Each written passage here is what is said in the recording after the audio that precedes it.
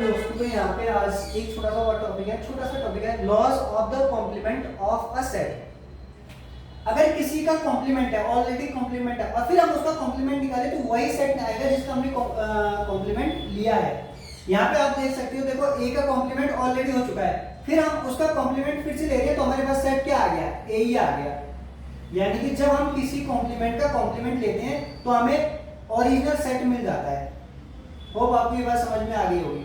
किसी भी चीज का ऑलरेडी अगर कॉम्प्लीमेंट ले लिया गया है और फिर उसका हम कॉम्प्लीमेंट करते हैं तो हमें वही सेट मिलेगा। जैसे यहाँ पे ए का कॉम्प्लीमेंट ले रखा हमने, फिर हम उसका दोबारा कॉम्प्लीमेंट कर रहे हैं तो हमें ए ही मिल गया। मैंने 3 बार 4 बार रिपीट कर दिया, अब आपको ये बात समझ में आ रही चाहिए।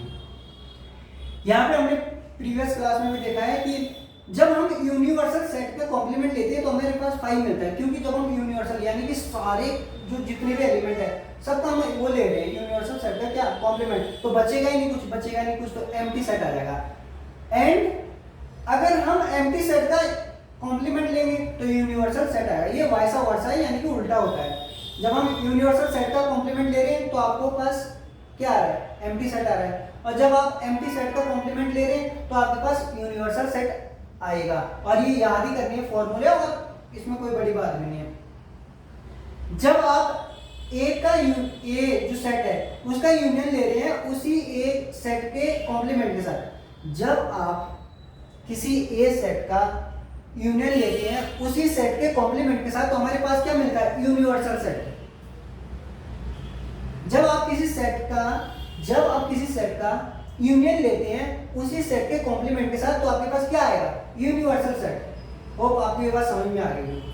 सेकंड, जब आप किसी सेट का इंटरसेक्शन लेते हैं, किसके साथ, उस सेट के कॉम्प्लीमेंट के साथ, तो आपके पास रिजल्ट मिलता है 5, यानी कि एम्प्टी सेट। जब आप किसी सेट का इंटरसेक्शन लेते हैं उसी सेट के कॉम्प्लीमेंट के साथ, उसी सेट के साथ, तो आपके पास क्या मिलता है, 5, यानी कि एम्प्टी सेट। अब आपको ये समझ में आ गई कि जब हम किसी यूनियन ले रहे हैं तो हमारे पास यूनिवर्सल सेट मिल रहा है, और जब हम कॉम्प्लीमेंट ले रहे हैं, सॉरी इंटरसेक्शन ले रहे हैं, तो आपके पास एम्प्टी सेट मिल रहा है। होप आपको ये बात समझ में आ गई होगी। फोर्थ है इसमें डी मॉर्गन लॉस। ये डी मॉर्गन लॉस यूज भी होते हैं और बहुत बेसिक है, कॉम्पिटिटिव एग्जाम में भी आ जाता है कभी डायरेक्ट फॉर्मूला, और ऐसे तो ये आपकी क्लास में यूज होगा ही होगा। दो सेट है हमारे पास ए एंड बी, और ए और सेट बी का हम यूनियन ले लिया, और जब हमने सेट ए और बी का यूनियन ले लिया और हम उस सेट का कॉम्प्लीमेंट निकाले, तो हमारे पास क्या आएगा, तब हमारे पास आता है सेट ए का कॉम्प्लीमेंट इंटरसेक्शन सेट बी का कॉम्प्लीमेंट। जब आपके पास दो सेट है और आपने उन दो सेट का यूनियन ले लिया, और उस यूनियन का आपने कॉम्प्लीमेंट ले लिया, तो आपके पास रिजल्ट क्या मिलता है, आपके पास रिजल्ट मिलता है आपका जो पहले वाला सेट है उसका कॉम्प्लीमेंट, फिर साइन आ जाता है इंटरसेक्शन का, और फिर आपका जो दूसरा सेट है बी और बी का कॉम्प्लीमेंट। यानी कि सीधी सी बात है, एक तो जो आपका कॉम्प्लीमेंट का साइन है वो डिस्ट्रीब्यूट हो जाएगा, और जो आपका यूनियन का साइन है ना वो बदल जाएगा, वो इंटरसेक्शन हो जाएगा। पहला डी मॉर्गन लॉ।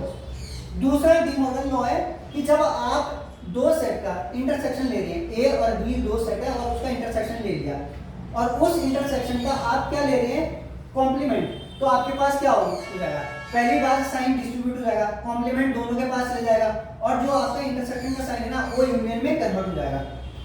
जब आप किन्हीं दो सेट का ए और बी कोई दो सेट है उनका आप इंटरसेक्शन ले रहे हैं, इंटरसेक्शन लेने के बाद आप क्या कर रहे हैं, उसका कॉम्प्लीमेंट ले रहे हैं, कॉम्प्लीमेंट के बाद जो रिजल्ट आएगा वो क्या होगा, पहली बार ऊपर वाला जो कॉम्प्लीमेंट का साइन है वो डिस्ट्रीब्यूट हो जाएगा, दोनों के पास चला जाएगा, ए और बी के पास दोनों का साइन चला गया, और मेन चीज क्या है, जो उसका साइन है ना इंटरसेक्शन का वो बदल जाएगा और वो यूनियन में आ जाएगा।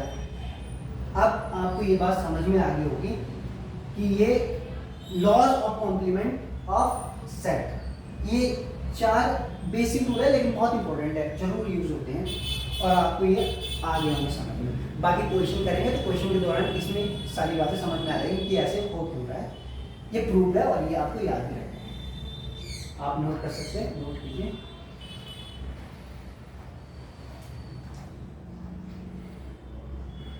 होप आपने नोट कर लिया होगा। Thank you so much and channel कीजिए सब्सक्राइब, सपोर्ट कीजिए, सपोर्ट दिखाइए थोड़ा और शेयर कीजिए, लाइक कीजिए। टाटा बाय बाय, जय हिंद जय भारत।